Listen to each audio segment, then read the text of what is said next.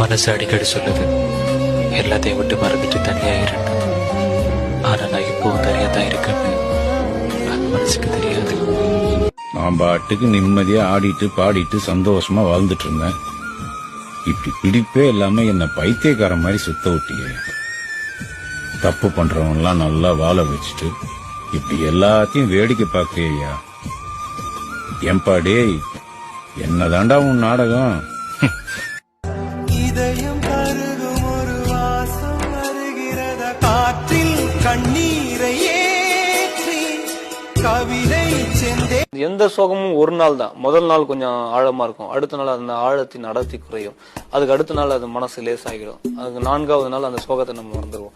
இதுதான் நாங்க பலவையா வச்சோம். ஒரு நாளில் வாழ்க்கை இங்கே எங்கும் ஓடி போகாது, மறுநாளும் வந்து விட்டால் துன்பம் தேயும் தொடராது, எத்தனை கோடி கண்ணீர் மண் மீது விழுந்திருக்கும், அத்தனை கண்ட பின்னும் பூமி இங்கே